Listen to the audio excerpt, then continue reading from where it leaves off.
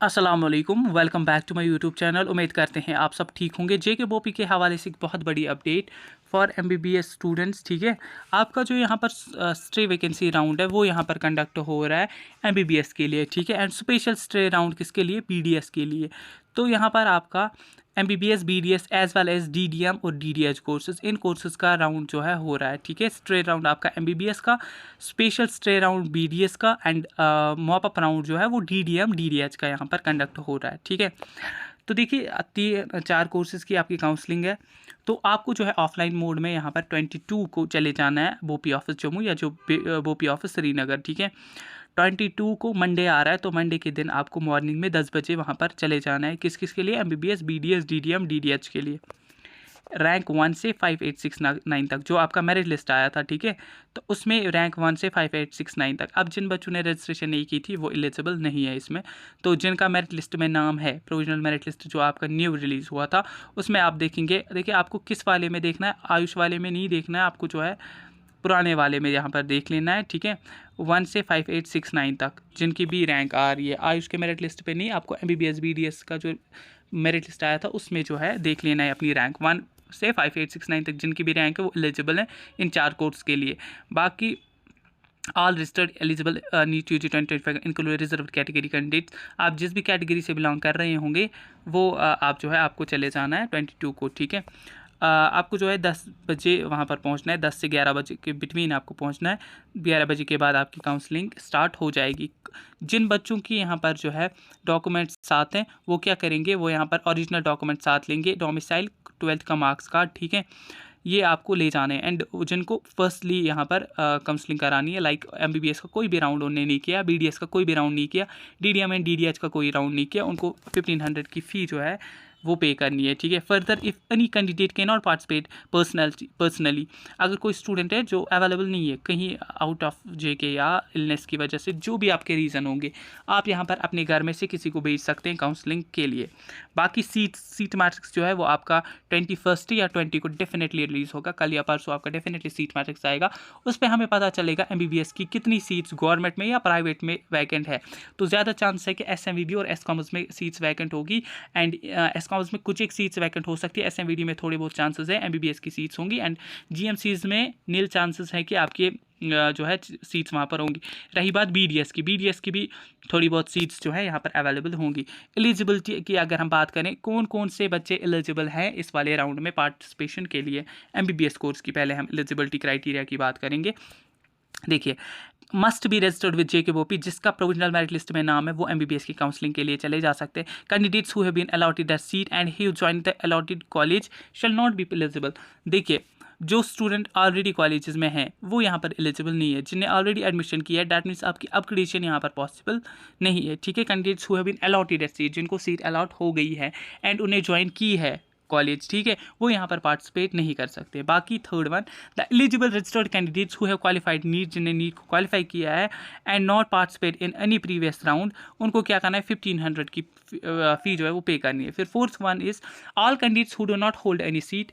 ठीक है, वो कैंडिडेट जिन्हें कोई सीट होल्ड नहीं की है, including those who did not join their allotted seats, या किसी स्टूडेंट को राउंड 1 2 3 4 जितने भी राउंड्स आपके एमबीबीएस बीडीएस के हुए, उन्होंने जो है एमबीबीएस की सीट को छोड़ दिया किसी भी राउंड में, अब वो चाहते हैं हम इस वाले राउंड में पार्टिसिपेट करें, हमें एमबीबीएस वापस मिलना चाहिए, तो वो एलिजिबल है। ठीक है, the candidates who participate in the stay round of counselling for admission to BDS course and second round of counselling for DDM DDH course, ठीक है, and allotted the seat and have joined the allotted institute shall also be eligible to participate in this round of counseling।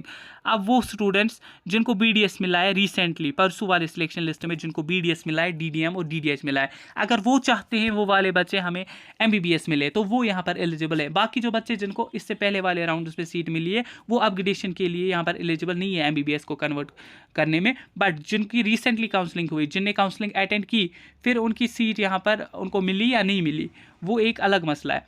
But जिनने recent वाली counselling की जिसमें हमारा round BDS का हुआ और डीडीएम डीडीएच का सेकंड राउंड हुआ, वो वाले बच्चे एलिजिबल हैं एमबीबीएस में।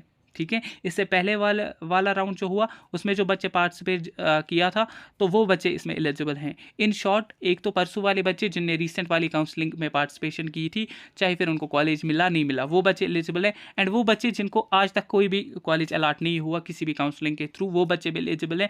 या वो बच्चे जिनको कॉलेज मिला था बट उन्होंने एडमिशन नहीं किया, वो बच्चे भी एलिजिबल हैं। कौन से बच्चे एलिजिबल नहीं है? वो बच्चे जिनको सीट मिली किस वाले राउंड में, जो रिसेंटली हुआ उसके बगैर जितने भी राउंड्स हुए उनको सीट मिली एंड उन्होंने एडमिशन कर लिया, वो बच्चे एलिजिबल नहीं है। दैट मीन्स जो अभी कॉलेज में एनरोल्ड हैं बच्चे, एमबीबीएस कर रहे हैं, तो वो बच्चे एलिजिबल नहीं है अगेन एमबीबीएस के लिए। बीडीएस जो कर रहे हैं वो एलिजिबल हैं, बट वो बच्चे जिनने रिसेंट वाली काउंसलिंग में पार्टिसिपेशन ली थी। डीडीएम और डीडीएच जो कर रहे हैं वो भी एमबीबीएस के लिए एलिजिबल है। इसमें वो बच्चे एलिजिबल नहीं है जो एमबीबीएस कर रहे हैं। ठीक, only those candidates shall be eligible to participate for the Hindu minority seat in एसकॉम्स whose name available in the list.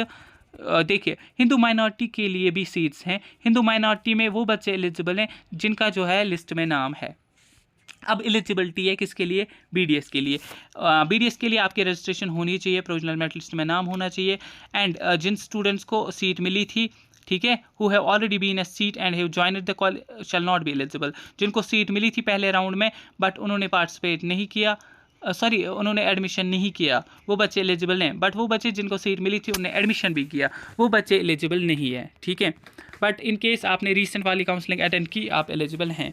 The eligible registered candidates who have qualified neat and do not, जिनने participation नहीं की थी इससे पुराने वाले rounds में, again 1500 की फ़ी पे करनी है।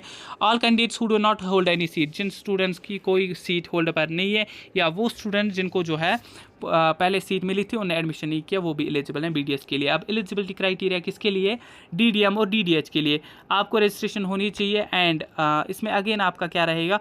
जिनको ऑलरेडी सीट मिली है, ठीक है, have joined the college in their own interest में participate in this counseling for upgradation।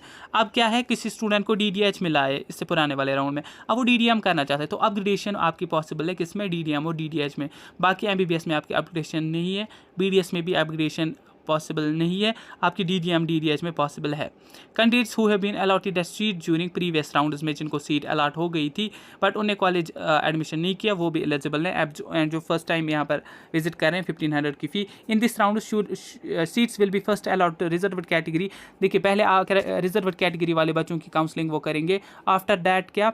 After that जो भी सीट्स कैटेगरीज की बचेंगी, ठीक है, वो ओपन मेरिट में शिफ्ट करेंगे, फिर वो ओपन मेरिट वाले बच्चों को यहाँ पर अलॉट कर दी जाएंगी, क्योंकि काफ़ी सारे रिजर्व कैटेगरी की सीट्स वैकेंट रहती थी। ठीक है, अब वो सीट्स किनको देंगे? ओपन मेरिट वाले बच्चों को दे देंगे। ठीक, तो ये आपके लिए यहाँ पर बहुत बड़ी बिग अपॉर्चुनिटी है, किन स्टूडेंट्स के लिए जो यहाँ पर ओपन मेरिट में हैं।